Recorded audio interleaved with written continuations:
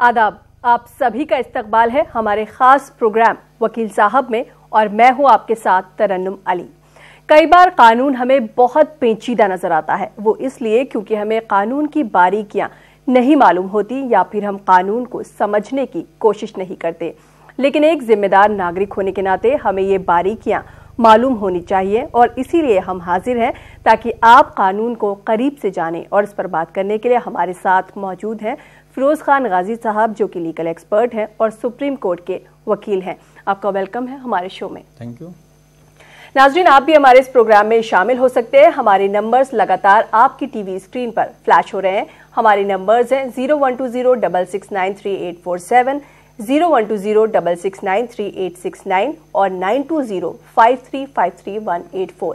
इन numbers पर आप हमें कॉल कर सकते हैं और कानून से जुड़ा कोई भी सवाल हमसे पूछ सकते हैं। गाजी साहब, जैसे कि अक्सर हम लोग सुनते हैं साइबर क्राइम के बारे में, तो ये साइबर क्राइम हम कहते किसे हैं? बहुत बहुत शुक्रिया, आपने बहुत अच्छा सवाल किया। क्योंकि आज के डेट में ये साइबर क्राइम जो है ये बहुत ज़्यादा हो रहे हैं और जितनी मसला रिपोर्टिंग हो रही है, समझ लीजिए कि 1000 में एक हो रहा है, 0.01% ही सिर्फ इसका रिपोर्ट हो रहा है पुलिस को। साइबर क्राइम इसको बोलते हैं कि अगर कोई क्राइम आपके नेटवर्किंग या www जिसको कहते हैं वर्ल्ड वाइड वेब या आपके कंप्यूटर के जरिए किया जा रहा है, उस क्राइम को साइबर क्राइम कहते हैं। जिस तरह से कि एक सिटी के रहने वाले को सिटीजन बोलते हैं, उसी तरह से जो भी इंसान, जो भी सिटीजन इससे नेट से कनेक्टेड है, उसके लिए एक नया वर्ड निकाला गया है, निटिजन। यानी हर वो निटिजन जो कि नेट से कनेक्टेड है, उससे कई चीजों का ख्याल रखना चाहिए। क्योंकि क्राइम करना बहुत आसान हो गया है नेट के जरिए और नेटवर्किंग के जरिए। और सबसे बड़ा मसला ये है कि पुलिस का एक जो दखल होता है वह इलाकाई होता है, स्टेट का होता है, सिटी का होता है, फिर देश का होता है। साइबर क्राइम मिनटों में बल्कि सेकंडों में दुनिया के किसी कोने से किया जा सकता है और आपके बैंक के पैसे या आपकी जो सिक्योरिटी हैं या आपके जो खुफिया चीज़ें हैं, पर्सनल चीज़ें हैं जो कि आप अपने कंप्यूटर में आपने रखा है, इसको सेकंडों में गायब किया जा सकता है और गायब करने वाला दुनिया का किसी कोने में हो सकता है। तो ऐसे क्राइम को डिटेक्ट करना बहुत मुश्किल होता है, जिसके लिए डिफरेंट तौर पे डिफरेंट कंट्री जिस तरह से कि नेटवर्किंग बढ़ रही है, जिस तरह से कंप्यूटर का इस्तेमाल बढ़ रहा है, जिस हिसाब से क्राइम बढ़ रही है, उसी हिसाब से फिर दुनिया के डिफरेंट इलाकों में इसके मुतालिक कानून पास हो रहा है। यूरोपियन कन्वेंशन पास हुआ जी। उसके बाद हिंदुस्तान में इंफॉर्मेशन टेक्नोलॉजी के जरिए कुछ चीज़ों को क्राइम में लाया गया, कुछ चीज़ों को कि जैसे पहले एविडेंस, पहले डॉक्यूमेंट था कि डॉक्यूमेंट किस चीज़ को बोलते हैं, तो डॉक्यूमेंट्स में लाजमी है कि पहले जो है कागजात होते थे और भी मटेरियल चीज़ें होती थी, लेकिन अब डॉक्यूमेंट्स का भी जाविया जो है या उसका होराइजन बहुत ही एक्सक्लूसिव कर दिया गया है और उसमें इंक्लूड कर दिया गया है इन सब चीज़ों को, जो हमारे कंप्यूटर में चीज़ें हैं, जो हमारे डिस्क हैं, जो हमारे इंफॉर्मेशंस हैं, ये सब डॉक्यूमेंट्स में आते हैं। साइबर क्राइम का होराइजन भी बहुत ही डिफरेंट जाविये से मुड़ता है और इसके इफेक्ट बहुत ही ज़्यादा है। इम्पैक्ट इतना ज़्यादा है कि मिनटों में किसी भी कंपनी का, किसी की जाति, यहाँ तक कि किसी का देश का डिफेंस से या फाइनेंस से रिलेटेड जो है उस चीज़ों को गायब किया जा सकता है, हैक किया जा सकता है, रोका जा सकता है या उसको जो है इससे क्या कहते हैं वायरस उसमें भेजा जा सकता है, उसको टेम्पर किया जा सकता है जी। इसलिए इसके मुतालिक आज की तारीख में हर सिटीजन को जानना जरूरी है। इसलिए भी जानना जरूरी है कि बिल्कुल आपका घर आपकी दुनिया के लिए खोल दिया गया है, तो ये कि किस तरह से हम अपने बच्चों को तरबियत करें, कितना उनको इस पे रहने दें, किस तरह से उनको वॉच करें, किस तरह से ब्लॉक करें या अपने सिक्योरिटी पे नजर रखना भी बहुत ज्यादा जरूरी हो जाता है। जब हम इस तरह की चीजें इस्तेमाल करते हैं तो उनके बारे में जानना, उससे जुड़े लॉज क्या है, क्या एक्ट है, उनके बारे में जानना भी बहुत जरूरी है। गाजी साहब, हम इस पे और भी बात करेंगे साइबर क्राइम पर। अभी हमारे साथ लाइन पर एक कॉलर जुड़ गए हैं। हेलो हेलो, मैं सवाल पूछना चाहता हूँ। जी जी बताएं। जी बताएं, सवाल क्या आपका? बेटी को एक जगह में करके शादी करके दिया था। जी जी। क्या उसके नाजिम ने उसको माल जी मैं माल जो डाला था ना, हेलो जी हेलो आगे जी, आप अपना सवाल पूरा कीजिए, हम आपको सुन रहे हैं। लगता है किसी वजह से हमारा इनसे राब्ता नहीं हो पाया। हम बात कर रहे थे साइबर क्राइम की। इंफॉर्मेशन टेक्नोलॉजी एक्ट, अगर हम इसकी बात करें तो ये क्या है और किन चीज़ों को इसके दायरे में रखा गया है, यानी किन किन चीज़ों के लिए हमें सजा हो सकती है? साइबर क्राइम के अंदर क्या क्या चीज़ें आती हैं? देखिए, साइबर क्राइम को अगर डिवाइड करें तो 3 हिस्सों में होता है। एक तो ये कि जो कि ऑलरेडी चीजें क्राइम थी, जैसे डिफेमेशन क्राइम थी, किसी को परेशान करना क्राइम थी, तो इसको सामने आके आपके घर के भी पहले शोर किया जा सकता था। लेकिन आज की डेट में कहीं न्यूयॉर्क, कहीं अफ्रीकन कंट्री में बैठकर भी आपको परेशान किया जा सकता है। तो उसके लिए ऑलरेडी कानून है। लेकिन ये कि साइबर के जरिए अगर आपको सपोज कर ले कि कंप्यूटर पे या आपके अपने फेसबुक पे, आपके व्हाट्सएप नंबर पे कोई जो है सपोज पोर्नोग्राफी भेजता है या कोई धमकी देता है, कोई इस किस्म के कोई इस किस्म की वार्निंग देता है कि आप फला जगह अगर देखे गए तो आपकी खैरियत नहीं है, तो आप ये सब क्राइम होता है। इन सब चीज़ों को रिपोर्ट कर सकते हैं। इंफॉर्मेशन टेक्नोलॉजी में तरीका बताया गया है, आप इलाके के थाने में भी रिपोर्ट कर सकती हैं। सपोज कर लीजिए कि कोई आपके पास इस किस्म का मैसेज आया है, तो उस मैसेज को आप जो है डाउनलोड करके और उसको भेजने वाले का अगर नाम है ऑल राइट, अगर नाम नहीं है तो उसके नंबर से कहाँ से आपके पास आया है, ये आप रिपोर्ट जिस तरह से आम क्राइम का किया जाता है उसी तरह से कर सकते हैं। आज की डेट में अगर देखा जाए तो किसी का इज्जत उछालना बहुत ही आसान हो गया है साइबर स्पेस का सहारा लेते हुए, नेटवर्किंग का सहारा लेते हुए। उसके लिए भी है कि आप जो है अगर किसी भी किस्म से किसी भी जगह से अगर आपको आपके कंप्यूटर पे, आपके मोबाइल पे इस किस्म का कोई मैसेज आ रहा है जिसमें कि डिफेमेटरी है या आपके मुतालिक डिफरेंट जगह डिफेमेटरी मैसेज फैलाए जा रहे हैं, तो उसका भी आप रिपोर्ट उसी तरह से कर सकती हैं जिस तरह से आम क्राइम का कर सकती हैं। और जो आपके फेसबुक पर मैसेज आया हुआ है या मोबाइल पर मैसेज आया हुआ है, उसका एविडेंशियरी यानी कि कानून के नज़र में एज ए डॉक्यूमेंट्स उतना ही इम्पोर्टेंस है जितना एक कागज़ पे लिखा हुआ कोई इबारत। जी, जैसे आपने कहा कि अगर इस तरह की किसी को कोई शिकायत है तो वो इसके लिए कंप्लेंट कर सकता है, लेकिन कंप्लेंट करने के लिए हम जाएं कहाँ? हम थाने में जाएं या फिर साइबर सेल में जाएं? जी, साइबर सेल का भी सिस्टम है। आप थ्रू कंप्यूटर नेटवर्किंग, कंप्यूटर के जरिए भी कंप्लेंट कर सकते हैं, प्लस आप थाने में भी कर सकते हैं। दोनों चीज़ें आपके पास खुली हुई हैं। जी, अक्सर हम देखते हैं जैसे फेसबुक हो, व्हाट्सएप हो या इस तरह की जो भी साइट्स हैं, नेटवर्किंग साइट्स हैं, तो उस पर लोग रिलीजियस या फिर पॉलिटिकल जो फैक्ट्स हैं उनके साथ छेड़छाड़ करते हैं। तो क्या ये साइबर टेररिज्म के अंदर आता है? देखिए, जहाँ तक ये है कि वो मैसेज किस तरह से आपको या एक पर्टिकुलर तबके को या देश को खतरा पैदा करता है या ऐसा माहौल पैदा करता है कि जैसे सपोज के लिए कि एक ऐसा मैसेज कोई भेज रहा है जिससे कि जो कि इंक्लूड होता है उस डिफिनेशन में waging war against the state, जो कि देश की चुनी हुई सरकार या देश के प्रति किसी किस्म का नफरत फैलाता है, तो वो भी साइबर क्राइम में आता है। उसको भी उसी तरह से प्रोसिक्यूट किया जा सकता है जिस तरह किसी ने पोस्टर लगा दिया देश के खिलाफ, तो टेररिज्म में भी आता है उसके डेफिनेशन में। अगर उसके वर्डिंग जो है देश के खिलाफ अगर बगावत के लिए कहता है तो, या उकसाता है लोगों को देश के खिलाफ आर्म्स बगावत के लिए बात करते हैं, अगर कोई इस किस्म का मैसेज आता है तो वो भी उसी डेफिनेशन में आता है, टेररिज्म के डेफिनेशन में आता है।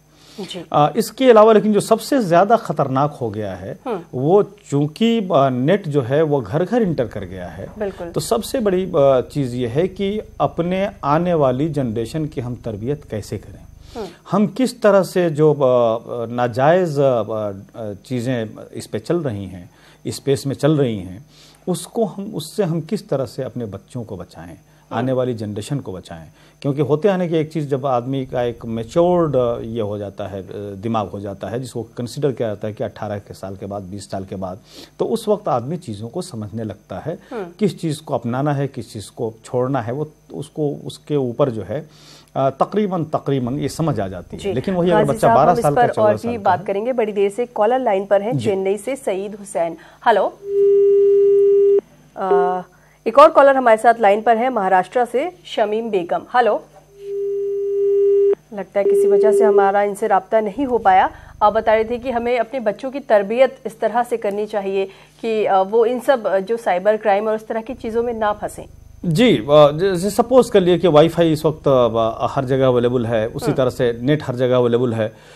घर में कब तक बच्चों को गार्ड करेंगे, तो लाजमी है कि गार्जियन ये जाने कि हम किस तरह से सिक्योरिटी प्रोवाइड करें, किस तरह से हम चीज़ों को लॉक करें, ताकि वहां तक बच्चों की रसाई वहां इंटर न कर पाए, बच्चे इंटरवीन न कर पाए उस मसले में। तो इन सब चीज़ों को घर के गार्जियन को जानना ज़रूरी है। हकीकत यह है कि जो बच्चे हैं 10-12 साल के, वो नेट में वो ज़्यादा आगे हैं बनिस्बत उनके जो कि 45 से 50-60 साल के उनके गार्जियंस हैं। तो गार्जियंस को थोड़ा सा मेहनत करके ये सब चीज़ें जाननी होगी कि इस तरह से अनवांटेड मवाद को किस तरह से हम अपने घर के कंप्यूटर में या बच्चे के पास जो मोबाइल है उससे किस तरह से रोका जाए। फिर ये कि अपनी पर्सनल चीज़ों को बताने के लिए जो सिक्योरिटी का ये है कि किस तरह से डिफरेंट सिक्योरिटी एजेंसी हैं साइबर में जो कि उसका केयर करती हैं, उनसे किस तरह से राब्ते में रहा जाए। और जहाँ भी कहीं आपका खतरा यह है कि आपका पासवर्ड को कोई छेड़ने की कोशिश कर रहा है, कोई आपके डोमेन में एंटर करने की कोशिश कर रहा है, फौरन रिपोर्ट करानी चाहिए। रिपोर्ट आप इससे भी कर सकते हैं, अपने नेट से भी कर सकते हैं, प्लस थाने में भी कर सकते हैं, थाने में जा सकते हैं। जम्मू कश्मीर से कॉलर है हमारे साथ Saima Malik. Hello hello hello ji Saima, बताएं क्या सवाल है आपका। देखिए साइमा, सबसे पहले आप अपने टीवी की आवाज बंद करिए। टीवी की आवाज बंद करो, काम करो। जी मेरा ये सवाल है, मैंने आवाज कम कर दी टीवी की। जी सवाल बताएं। सवाल ये है, मेरा थोड़ा सवाल पर्सनल है। मेरे हस्बैंड ना, मतलब जो उनको किसी से ऐसे मतलब कुछ पैसों का होगा लेन देन, तो वो ना उस वजह से वो दे नहीं पाए, तो वो मतलब सिटी छोड़ के चले गए। तो अब हम मतलब एडवोकेट को भी हमने काफी कांटेक्ट किया, वो भी ऐसे बोल रहे हैं कि आजकल ये वो। तो अब उनको मतलब मुझे इतना मतलब नॉलेज नहीं है कि मतलब कानून के बारे में कि क्या बात है क्या नहीं है।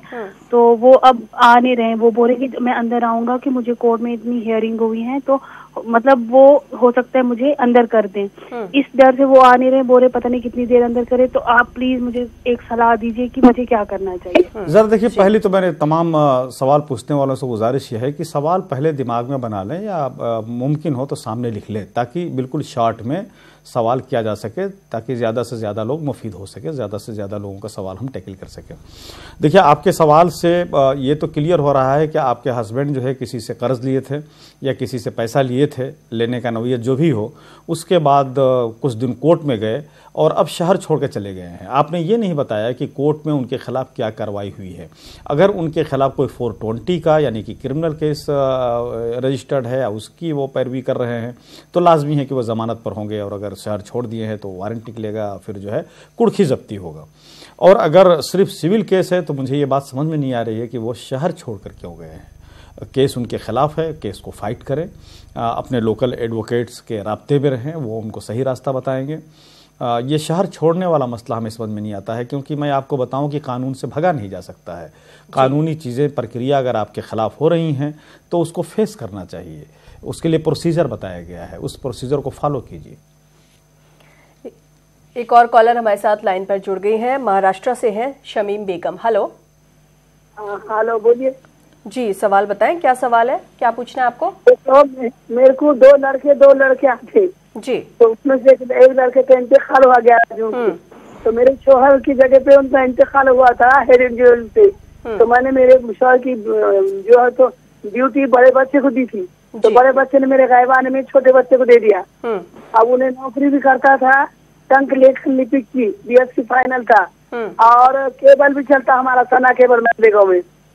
तो अब वो बहू जो है हमारी, तो बाद में नौकरी लगी हमारा उनको 8 साल के बाद, ये 2008 में।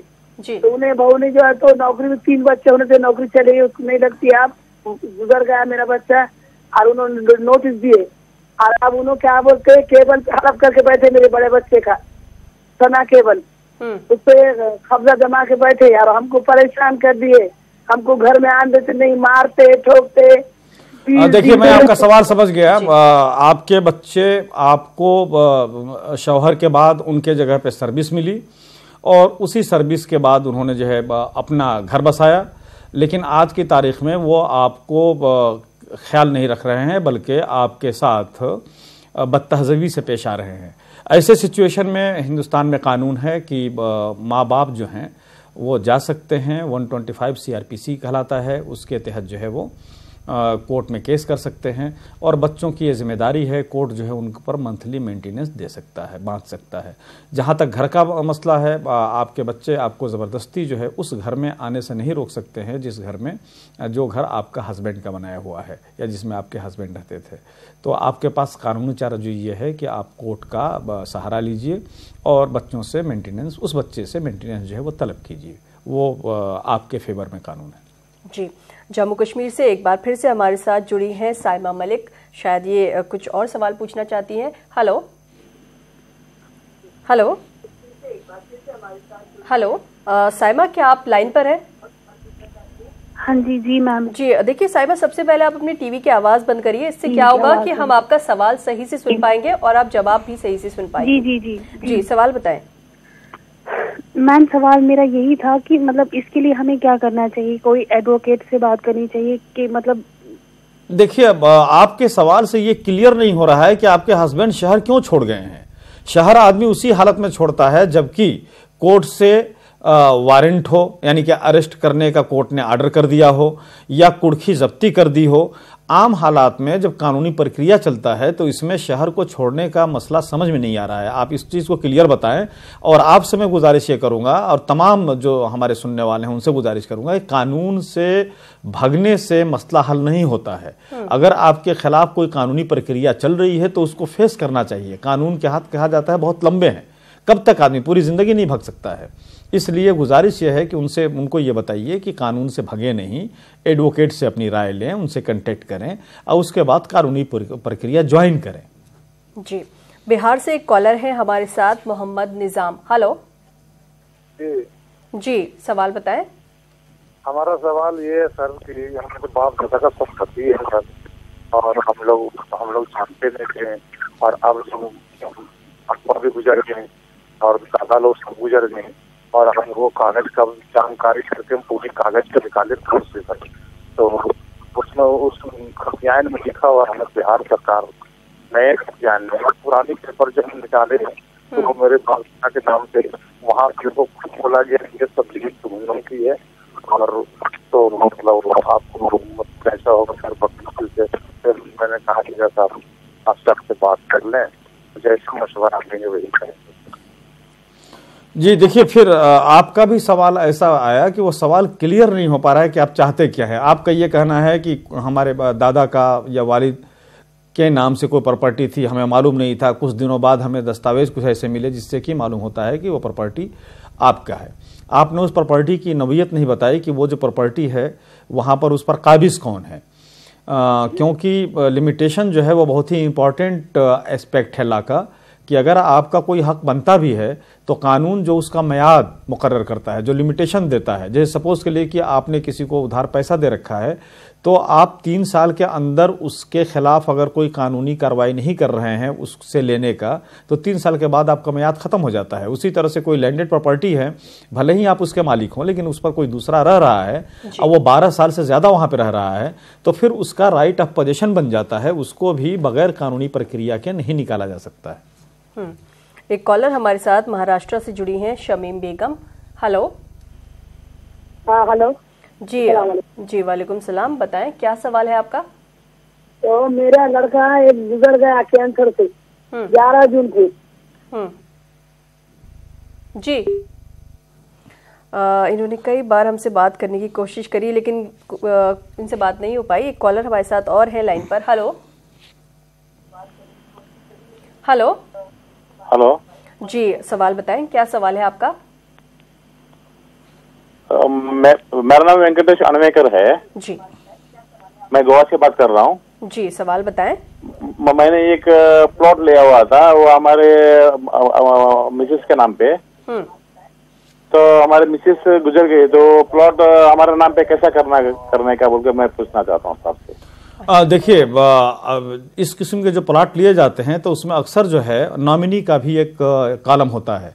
अगर ऐसा नहीं है तो उनके इंतकाल के बाद फिर जो उनके लीगल एयर्स हैं उनमें उसका डिवीज़न होगा। सपोज ये कर लीजिए कि अगर आपके बच्चे हैं, यानी कि आपके वाइफ के बच्चे हैं और आप हैं, हस्बैंड हैं, बच्चियां हैं, तो इन सब में जो है डिवीज़न होगा उसका। किसी उसके लिए आपको जाना पड़ेगा और आपको सक्सेशन सर्टिफिकेट के लिए अप्लाई करना पड़ेगा। जब कोर्ट सक्सेशन सर्टिफिकेट आ जाएगी तो जितने उनके सक्सेसर हैं, लड़के हैं, लड़की है, हस्बैंड हैं, उनमें डिवाइड होगा। जी, तेलंगाना से एक कॉलर हमारे साथ हैं, सादिया। हेलो जी, मैं सदिया बोल रही हूँ। जी, सदिया बात कर रही है, सवाल बताएं। जी वकील साहब, जी बताएं। मेरी शादी हो गई 7 इयर्स हो रहे। जी, मेरे हस्बैंड ने दूसरी शादी कर ली है 2 इयर्स बैक। अच्छा जी, मेरे 3 बच्चे हैं। हाँ, तो वो बोल रहे इस्लाम में 3 शादी मतलब शादी करना जायज है, दूसरी शादी बोल के बोल रहे मतलब। हाँ देखिए, अक्सर इस चीज का लोग सहारा ले रहे हैं और ये कि इसी को बोलते हैं कि मजहब का मिसयूज। इसमें कोई दो राय नहीं है कि इस्लाम में सेकंड शादी की बात की गई है, लेकिन उसके लिए सर्कमस्टांसेस बताए गए हैं और उन सर्कमस्टांसेस में एक ये भी है कि आप अपनी पहली बीवी से कंसेंट लेंगे। हर वो मुस्लिम कंट्रीज में ये बात आ गई है कि आपको दूसरी शादी करनी है तो पहली बीवी से आपको वजह पूछा जाएगा कि ये दूसरी शादी क्यों करना चाहते हैं और आपको क्या एतराज़ है। बहरहाल, अब जहाँ तक मसला है कि हमारा हिंदुस्तान का कानून आपको क्या हक देता है, तो हिंदुस्तान का कानून आपको बहुत वसी हक देता है। आप जो हैं हस्बैंड से अपने लिए अलग जो है रेसिडेंस का मुतालबा कर सकती हैं। तीनों बच्चे अगर नाबालिग हैं, लड़का अगर नाबालिग है या लड़कियां चाहे बालिग हो गई हों, उनकी शादी नहीं हुई हो, तो सबके लिए मेंटेनेंस के लिए आप कोर्ट में जा सकती हैं। आपके लिए डोमेस्टिक वायलेंस एक्ट का दरवाज़ा खुला हुआ है, 125 CRPC का दरवाज़ा खुला हुआ है। आप इन सब के तहत जो हैं अपने बच्चों का हक अपना और अपने बच्चों का हक अपने हस्बैंड से ले सकती हैं। एक कॉलर हमारे साथ हैं कश्मीर से। हेलो हेलो हेलो, अस्सलाम वालेकुम। जी वालेकुम सलाम, बताएं क्या सवाल है आपका? रुमाइशा बोल रही हूँ कश्मीर से। जी हेलो जी, मैं रुमाइशा बोल रही हूँ कश्मीर। जी जी, आपकी आवाज आ रही है। सवाल बताएं, क्या सवाल है आपका? हाँ जी, मेरे जो फादर इन लॉ है उन्होंने अपनी सारी प्रॉपर्टी के कागज जो थे अपने बेटों के नाम कर दिए और जो उनका अब कुछ टाइम बाद हमें पता चला उसने प्रॉपर्टी के दूसरे कागज भी बनाए हैं जो उसने अपनी बेटियों के नाम किए हैं। तो ये हमें कुछ टाइम पहले पता चला, लेकिन अब हमारी समझ में नहीं ये नहीं आ रहा है कि कौन सा कागज वैलिड है, जो उसने पहले बनाया था या दूसरा वाला। अच्छा, देखिए, आपके फादर इन लॉ में जो फर्स्ट शेयर आता है वो आपके हस्बैंड का आता है। अब ये कि अगर वो अपनी प्रॉपर्टी को अपनी ज़िंदगी में जिसको बोलते हैं कि गिफ्ट कर दिए हैं, हिबा कर दिए हैं, तो भाई जिसका प्रॉपर्टी है उसको हक है करने का।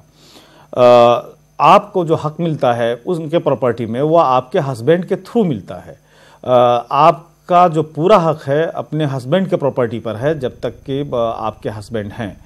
तो ये कि फादर इन लॉ को ये हक है कि अपनी प्रॉपर्टी को जो है, अगर उनका सेल्फ एक्वायर प्रॉपर्टी है तो उसको जैसे भी चाहे इस्तेमाल करें, जिस तरह से भी चाहे ट्रांसफ़र करें। जी, एक कॉलर हमारे साथ है कर्नाटका से। हेलो जी, सवाल बताएं, क्या सवाल है? जी वालेकुम सलाम। ये मेरे बेटे को एक शादी कर लगा था चिकमंगलूर से।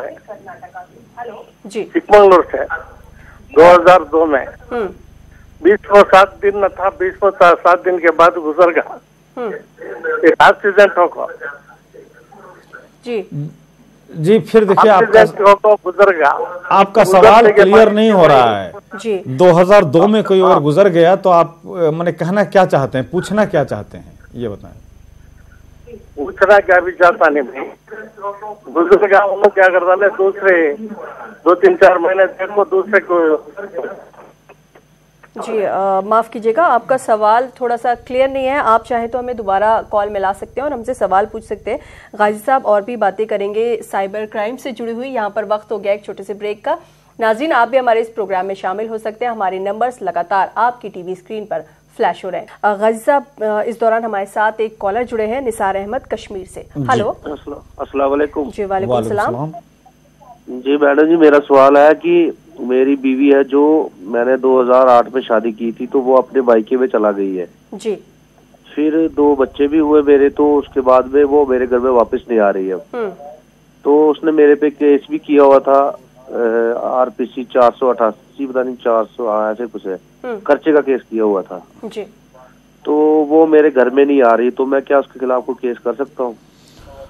देखिए, आपके पास जो आपके बातों से लग रहा है कि लिटिगेशन ऑलरेडी आप लोगों में है और आपकी बीवी आपके खिलाफ केस कर चुकी है खर्चे का, और आ नहीं रही है, वो वहीं पर बैठे मैके में या और कहीं आपसे खर्चा ले रही है। देखिए, इस सिचुएशन में एक कानूनी जो जाविया है वह ये है कि एक रेस्टिट्यूशन ऑफ कंजुगल राइट्स होता है। आप अपनी वाइफ को कोर्ट से ये दरखास्त पिटीशन दे के दरखास्त कर सकते हैं कि आपकी वाइफ को ये डायरेक्शन दिया जाए कि वो आपके साथ रहें और जो मैट्रिमोनियल ऑब्लिगेशंस हैं, जो अज़दवाजी जिम्मेदारियां हैं, उसको निभाएं।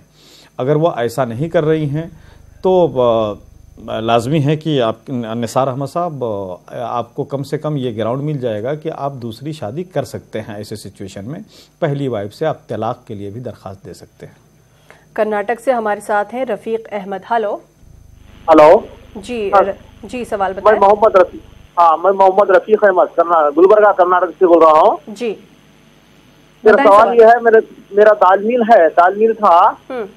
हाँ, मैं बैंक का लोग 90 लाख रुपए मेरा करंट टर्म लोन था। वो दाल के प्राइस और गवर्नमेंट की गलत पॉलिसियों से वो दाल मिल कर्नाटक से तकरीबन दाल मिल बंद हो रहे हैं या लॉस हो गए हैं। अभी मैं बैंक वालों से ये रिक्वेस्ट कर रहा हूँ, अब मेरा टर्म लोन जो है इसे ओडी में कन्वर्ट कीजिए। आप वो मशीन वो निकाल के मैं आपका पेमेंट ये करूँगा। वो लोग नहीं, मेरे इस पर एनपीए करके अकाउंट ये कर दिए। इसके बारे में जरा मशवरा दीजिए वकील साहब। देखिए, जब आपकी फैक्ट्री है या कंपनी है, ये जब एक नॉन परफॉर्मिंग एसेट्स डिक्लेयर कर चुका बैंक जहाँ से कि आपने कर्जा लिया है, तो लाजमी है कि वो रिकवरी की भी प्रोसीजर करेंगे। आप जो हैं, जो आपके लोकल एडवोकेट्स हैं, उनके ज़रिए आप बात करें। आप कंपनी लॉ के तहत अपने आप को बचा सकते हैं। कंपनी जो है अगर लिक्विडेशन में चली जा रही है तो उसमें जो डिफरेंट लोगों के शेयर हैं वो देने पड़ते हैं। तो आपसे गुजारिश यह है कि आप लोकल एडवोकेट से बात करें, क्योंकि आपका मसला कम से कम फाइनेंशियल एस्पेक्ट से ज़रा सीरियस मैटर है। जी। जम्मू कश्मीर से हमारे साथ हैं अजहर। हेलो। लगता है किसी वजह से इनसे हमारा राब्ता नहीं हो पाया। गाजी साहब, हम बात कर रहे थे साइबर क्राइम की। अक्सर हम लोग सुनते हैं जैसे कोई किसी का पासवर्ड मालूम कर लेता है किसी कॉल के जरिए, मेल के जरिए, किसी भी तरह से, फिर डेटा लीक हो जाता है। कई बारी लोगों के पैसे जो हैं उनको पैसों की, करोड़ों की चपत भी लग जाती है। तो ऐसे में अगर किसी के साथ इस तरह का हो जाता है केस कि उसके पैसे ऑनलाइन निकाल लिए गए हैं, तो क्या कर सकता है वो, किस तरह से, कितनी सजा हो? ये साइबर थेफ्ट में आता है और सज़ा थेफ्ट की 3 साल से 7 साल तक की भी हो सकती है। और ये कि इसको प्रूफ करना आज की तारीख में, जब से इंफॉर्मेशन टेक्नोलॉजी आया है, तब से बहुत मुश्किल काम नहीं है। इसको प्रूफ भी किया जा सकता है। लेकिन ऐसे क्राइम में आम तौर पे ये देखा जा रहा है कि जो कल्प्रिट्स है वो आउट ऑफ द रीच होता है उसके पुलिस का। पता चला कि यहाँ पर हमारा हैक हो रहा है, हमारा पासवर्ड लिया जा रहा है और हमारे जो बैंक में जो हमारे पैसे हैं उनको जो है निकाल लिया जा रहा है। और निकालने वाला जो है कहीं एक छोटे से कंट्री में, अफ्रीका में बैठा हुआ है। ज़रा मुश्किल काम हो जा रहा है। इसीलिए डिफरेंट कंट्रीज़ के बीच जो है एक कन्वेंशन इस पर डेवलप किया जा रहा है कि किस तरह से इस किस्म का इकोनॉमिक क्राइम जो कि साइबर क्राइम के इसमें आता है, डिफिनेशन में आता है, उनको कैसे टैकल किया जाए और ऐसे कल्प्रिट्स को किस तरह से कानून के इसमें लाया जाए। जी। जम्मू कश्मीर से हमारे साथ हैं अब्दुल मजीद। हेलो। हेलो, अस्सलाम वालेकुम। जी, वालेकुम सलाम। बताएं सवाल। हमारा एक रिश्तेदार है, उसने एक बेटी को अलग रखा है, एक को अपने साथ रखा है। जी। एक को अपने साथ रखा है और एक को अलग कर दिया है। आप वो अपने जमीन में उसको क्या दे सकते हैं? एक बच्चे को जिसको आपने इसमें अलग रखा है और दूसरे को अपने साथ रखा है। जी, देखिए, एक बाप की अगर अपनी सेल्फ एक्वायर प्रॉपर्टी है और उसके अपने पास अगर प्रॉपर्टी है, बच्चे अगर बालिग हो गए हैं, तो बच्चों की जिम्मेदारी ये होती है कि अपना खानदान और अपना भविष्य संभालें। अगर वो फादर अपने एक बेटे को अपने साथ रखे हुए हैं तो दूसरे बेटे को शिकायत ये है कि हमसे डिस्क्रिमिनेशन हो रहा है। अब डिस्क्रिमिनेशन जब हो रहा है तो ये देखा जाएगा सिर्फ कि क्या दूसरे बच्चे की किसी प्रॉपर्टी पर भी उनका कब्जा है या उनकी अपनी सेल्फ एक्वायर प्रॉपर्टी है, और उसी में से अपने एक बेटे को जो कि साथ रखे हैं दे रहे हैं। तो दूसरे बेटे को जब तक कि बाप जिंदा है तब तक उनकी प्रॉपर्टी में बगैर उनकी मर्जी से उसको कोई हक नहीं बनता है। कर्नाटका से हमारे साथ हैं नजीर अहमद। हेलो। हेलो जी, सवाल बताएं, क्या सवाल है? ये मेरा बेटा इंतकाल फरमा गया था और उसकी जो बीवी थी वो अपने गांव को जाके दूसरी शादी हो गई। अच्छा। और हमारे ऊपर प्रॉपर्टी के लिए केस डाली है। अच्छा। अभी वो केस हाई कोर्ट में चल रहा है, कर्नाटका हाई कोर्ट में। वो मतलब कितना शेयर देना पड़ेगा, देना पड़ेगा या नहीं, वो पता नहीं। देखिए आपने बताया कि आपका बेटा का इंतकाल हो गया है और उसकी बीवी जो है वो फिर दूसरी शादी कर ली है। अगर उस बेटे का आपको कोई औलाद है तो बेटे की प्रॉपर्टी उसको जाती है। आपकी प्रॉपर्टी में आपके बेटे की बीवी का कोई हिस्सा नहीं बनता है। जो भी हिस्सा बनता था आपके बेटे का बनता था, वो भी आपकी ज़िंदगी में आपके एक्वायर की हुई प्रॉपर्टी में नहीं बनता है। तो अगर उन्होंने इस किस्म का मुकदमा किया है अपने बेसिस पे तो वो मुकदमा जो है उनका कानूनी तौर पे वो कमज़ोर फुटिंग पे खड़ी है। जी, चेन्नई से हमारे साथ हैं सईद हुसैन। हेलो। हेलो सईद साहब, क्या आप लाइन पर हैं? हेलो। हेलो जी सईद साहब, देखिए मेरी रिक्वेस्ट है आपसे, सबसे पहले आप अपने टीवी की आवाज बंद करिए। हाँ लाइन में हूँ जी। जी सवाल बताएं। हेलो जी सवाल बताएं।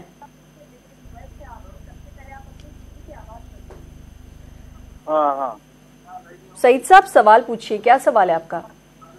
हेलो, मेरी बेटी को एक जगह में शादी करके दिया था जी। वो लोग मेरी बेटी से पूरा माल छिना लिए 20 सवरन। जी जी हाँ, वो 20 सवरन माल डाला था। जी बताएं, आगे बताएं। सवाल पूरा करें। वापस हमारे घर को भेज दिए। देखिए आपकी बेटी को आपके दामाद अगर डेजर्ट कर दिए हैं, घर से निकाल दिए हैं, आपकी बेटी आपके घर आ गई है तो आपके बेटी के को कानून जो है उसके हक को प्रोटेक्ट करता है। आप जो है अपने अगर वो और प्रॉपर्टी मांग रहे हैं और जहेज मांग रहे हैं तो उसके लिए भी कानून बना हुआ है, आप पुलिस में कंप्लेंट कर सकते हैं।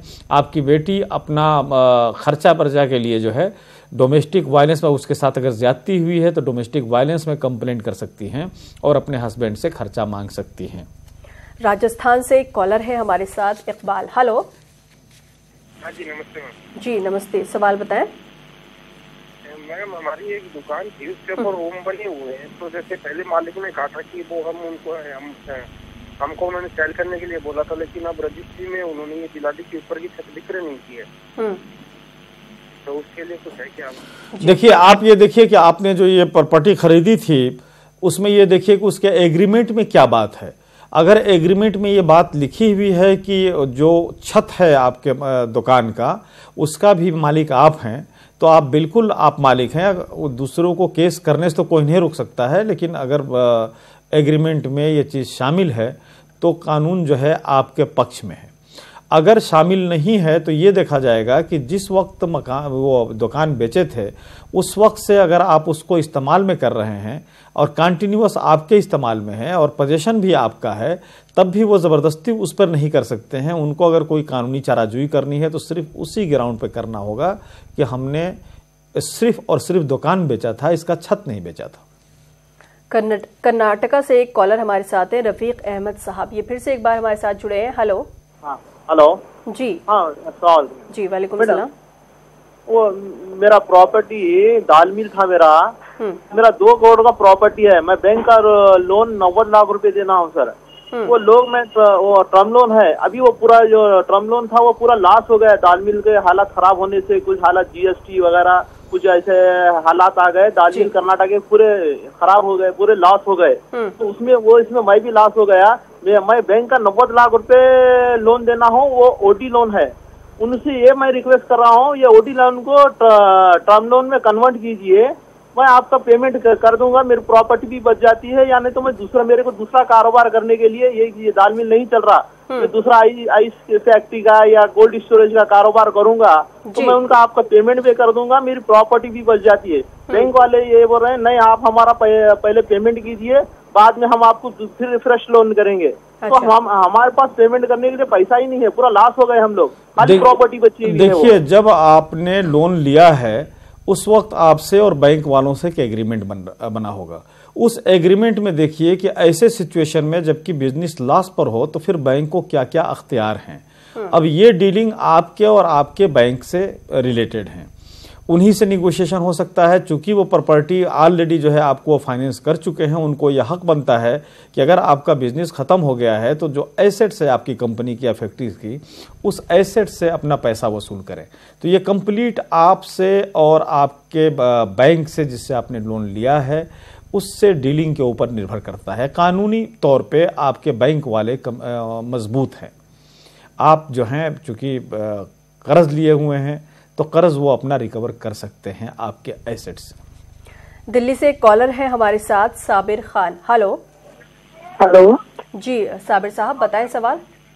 मैडम, मेरा एक सवाल ये था कि हमारा एक केस हुआ था 2011 में, तो हमारी वाइफ के गोली लगी थी, तो उनका एक हाथ कर दिया था जी।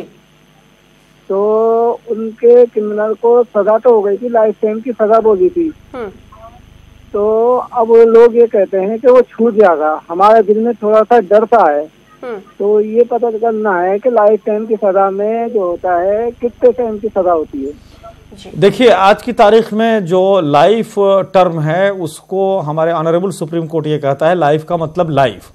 पहले लोगों को ये था कि 14 साल में या 20 साल में आमतौर पे लोग आ जाते थे, लेकिन अब उसकी जो लाइफ टर्म हुई है तो वह लाइफ ही के लिए है।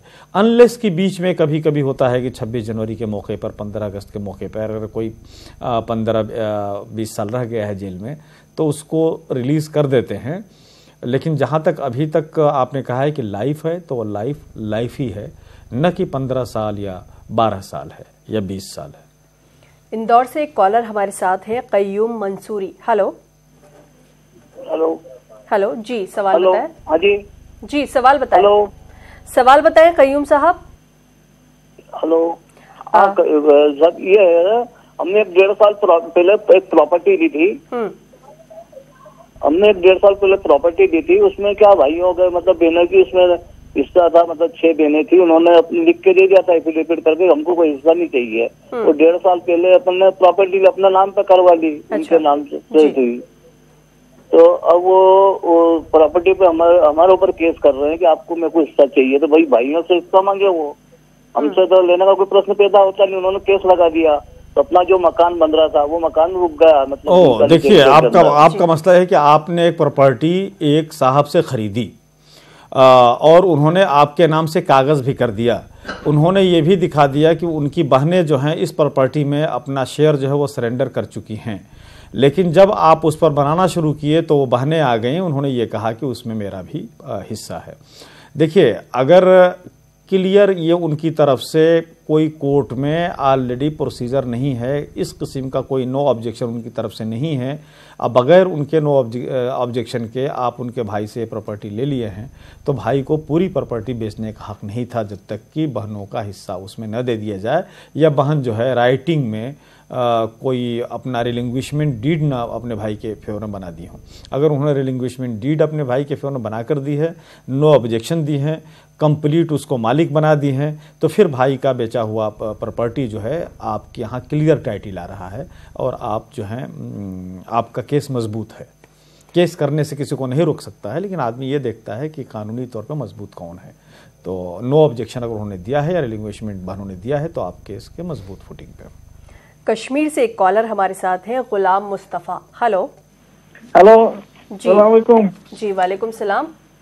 मैं एक्चुअली एक बात है कि मैं ये जानना चाहता हूँ कि अगर 2 भाई हैं मुस्लिम खानदान में, तो एक को लड़के हैं तो एक को लड़कियां हैं, अगर एक लड़की वाले दोनों अलग रहते हैं, दोनों की अलग अलग प्रॉपर्टी है जी, जो पेरेंटल जो उनको एसेट्स हैं, तो अगर उनमें अभी वो डिवाइड नहीं हुई है तो लेकिन उनका जो रहना बसना वो अलग है, तो उस सूरत में अगर सपोज लड़की वाले के बाप की डेथ हो जाती है तो उस सूरत में उस प्रॉपर्टी का क्या हो जाएगा? देखिए, आपने जो सवाल किया, जो यहाँ तक बस क्लियर हो रहा है इस सवाल का आपका कि दो भाई हैं, दोनों अलग अलग रह रहे हैं, लेकिन पेरेंटल प्रॉपर्टी है। पेरेंट्स का हाँ, जब उनका डेथ हो जा रहा है तो उस प्रॉपर्टी का किस तरह से बंटवारा होगा? हाँ बिल्कुल। तो उस प्रॉपर्टी का बंटवारा दो भाइयों में होगा। अगर कोई बहन है तो फिर उसका भी हिस्सा होगा। अगर आपकी माँ जिंदा है तो माँ का हिस्सा होगा। तो फादर की प्रॉपर्टी को अगर माँ जिंदा है तो पहले उसका 1/8 हिस्सा अलग कर दिया जाएगा। बाकी अगर सिर्फ दो भाई हैं तो दो भाइयों में 50-50 डिवीजन हो जाएगा। कश्मीर से ही एक कॉलर हमारे साथ और हैं, Mushtaq Ahmad. Hello hello hello ji, सवाल बताएं।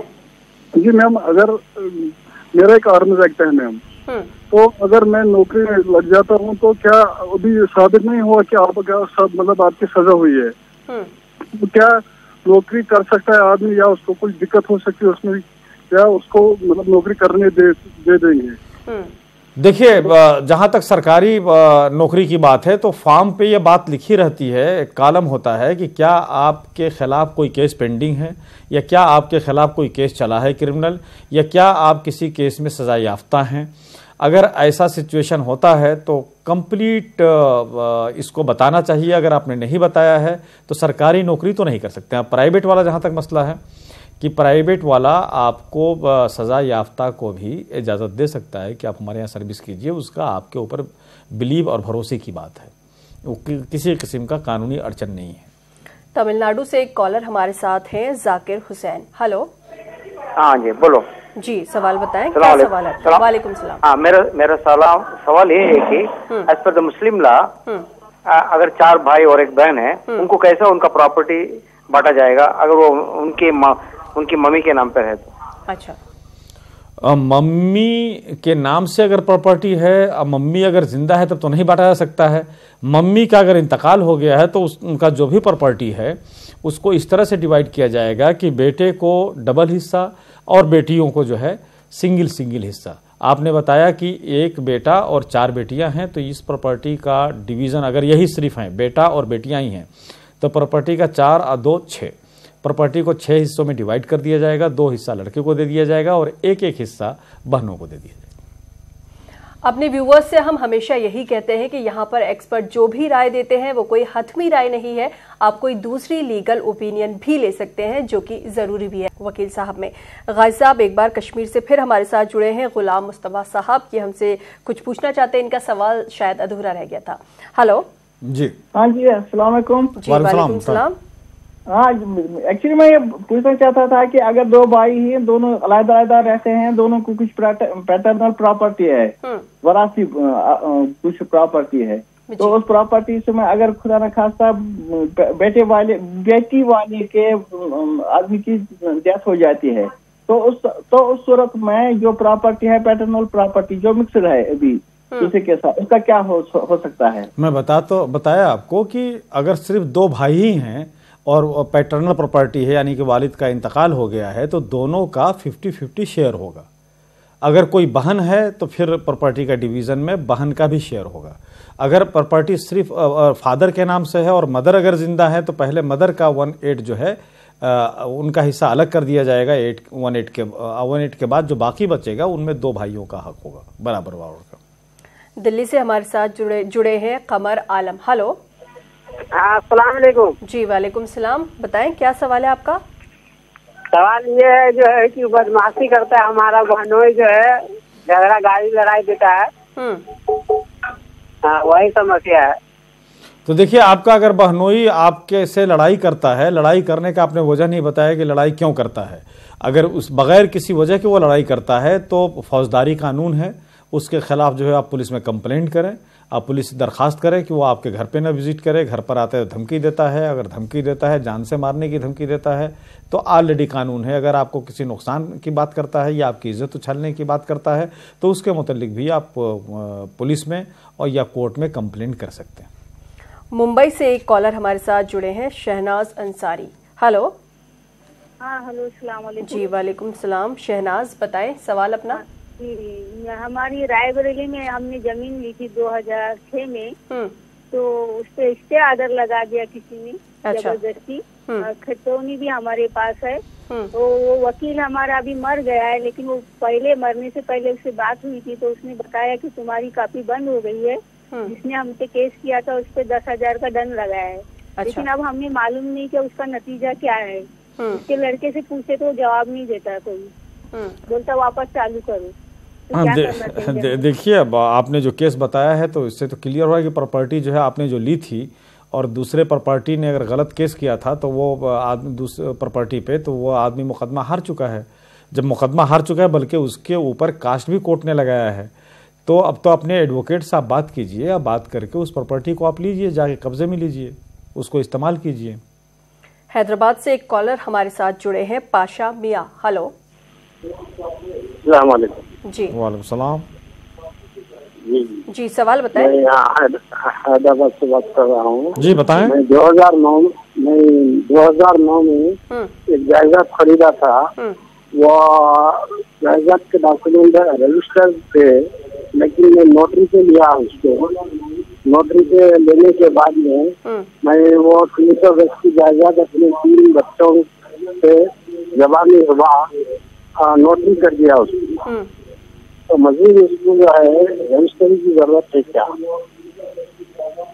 जी, आपका सवाल क्लियर नहीं हुआ। बस ये क्लियर हुआ कि 2009 में आपने एक जायदाद प्रॉपर्टी खरीदी थी, उसके बाद उस प्रॉपर्टी के मुतालिक आप क्या पूछना चाहते हैं, ये चीज आप क्लियर नहीं कर पा रहे हैं अपने सवाल में। तो मैं ये पूछना चाह रहा हूँ जी कि मैं इसकी जो है रजिस्ट्री नहीं कराया, मैं नोटरी पे लिया मैं इसको। देखिए, नोटरी तो अलग चीज होता है। इसका मतलब कि आपके पास पावर ऑफ अटॉर्नी है, सिर्फ रजिस्ट्री में आपके नाम से बैनामा नहीं हुआ है, सेल नहीं हुआ है, दाखिल खारिज नहीं हुआ है। तो देखिए, जब तक प्रॉपर्टी आपके नाम से नहीं चढ़ जाती है रजिस्ट्री में, तब तक आप प्रॉपर्टी के आप रियल मालिक नहीं हुए। इसलिए उस नोटरी में देखिए कि एक काले में लिखा होगा, जो आपके पास नोटराइज जो डॉक्यूमेंट्स है, अगर वो पावर ऑफ अटॉर्नी है तो उसमें एक बात लिखी होगी कि इस प्रॉपर्टी को आपको हक है कि अपने नाम या किसी और के नाम कराएं। तो उसके बेसिस पर आप जाइए, अप्रोच कीजिए रजिस्ट्री को, और अपने नाम से जब प्रॉपर्टी करा लेंगे तभी आप उसके रजिस्टर्ड ओनर होंगे, सही मानों में ओनर होंगे। महाराष्ट्र से हमारे साथ जुड़े हैं अकबर। हेलो। हेलो, अस्सलाम वालेकुम। जी वालेकुम सलाम। हाँ, वो आफ्टर फादर के अकबर साहब, सबसे पहले आपसे मेरी रिक्वेस्ट है, आप अपने टेलीविजन की आवाज जो है वो कम कर दें, बंद कर दें। हेलो। प्रॉपर्टी का डिस्ट्रीब्यूटर कैसा होता है? 4 बहनें हैं, 2 भाई हैं, और बैंक में 1 करोड़ रुपए डिपॉजिट है। फादर का इंतकाल हो गया है, मदर भी पहले इंतकाल हो गया है। देखिए, आप ये कह रहे हैं जनाब अकबर अली साहब कि आपके मतलब फादर का इंतकाल हो गया है और 2 लड़के हैं, 2 भाई हैं और 1 करोड़ प्रॉपर्टी है। तो अगर सिर्फ 2 भाई ही हैं, कोई बहन नहीं है या आपकी माँ नहीं है, तो सिर्फ 2 भाइयों में प्रॉपर्टी आधा आधा बंटवारा हो जाएगा। तो बहुत आसान है, लेकिन उसके लिए आपको जाकर सक्सेशन सर्टिफिकेट लेना होगा। सक्सेशन सर्टिफिकेट का तरीका ये होता है कि आप कोर्ट में एक पिटीशन दाखिल करेंगे, उसमें यह देखा जाएगा कि आपके अलावा और तो कोई मालिक नहीं है और तो कोई लीगल एयर नहीं है। अगर ऐसा नहीं है तो उस प्रॉपर्टी का आप दोनों भाइयों में 50-50 उसका बंटवारा हो जाएगा। तमिलनाडु से एक बार फिर से हमारे साथ हैं जाकिर हुसैन साहब। हेलो। हाँ जी, मेरा सवाल ये है कि माँ और आपको पिताजी दोनों भी जिंदा है, और पिताजी ने उनके माँ साहब को है ना, उनके प्रॉपर्टी एक वसीयत लिख दी है। अब वो माँ है ना, 2 बेटों और 2 बेटियों कैसा बांटना है? अच्छा, आपने जब दोनों जिंदा हैं माँ और बाप, तो फिर किस प्रॉपर्टी का बंटवारा होना है? क्योंकि प्रॉपर्टी की बंटवारा तो ये वारिसैन में होती है जब कोई इस दुनिया में नहीं रहता है, जब उसका इंतकाल हो गया होता है। तो ये कि आप लोग जो भी कुछ करेंगे, जिनके नाम से प्रॉपर्टी है, अगर अभी जिंदा है आपके पेरेंट्स, तो एक फैमिली सेटलमेंट होता है। उस सेटलमेंट के तहत आप लोग जो भी एग्रीमेंट बनाएंगे और अपने अपने हिस्से में जो जो भी फादर देंगे, उसके ऊपर अगर कागज बन गया तो वही कागज बाइंडिंग होगा उनके इंतकाल के बाद भी। एक कॉलर हमारे साथ जुड़े हैं दिल्ली से। हेलो हेलो हेलो जी, सवाल बताएं। जी मुझे अब इनसे पूछना था कि अगर किसी मतलब हमारी फैमिली में जो हमारे वालिद हैं वो अगर 20 साल हम वहाँ उस घर में रह चुके हैं और वो हमें 20 साल बाद कभी कहते हैं कि आप यहाँ से निकल जाओ, तो क्या हम स्टेज पे निकल जाएंगे और हमें कुछ नहीं मिलेगा? या हम देखिए, अगर वो घर आपके फादर ही का है या उन्हीं के नाम से है तो उनको यह हक है कि वो जिसको तबीयत करे उसको रखें। लेकिन इसका मतलब ये नहीं कि कोई किसी को ज़बरदस्ती, चाहे लड़का ही क्यों ना हो या बीवी ही क्यों ना हो, बेटी ही क्यों ना हो, ज़बरदस्ती निकाल कर फेंकने को किसी को हक नहीं है।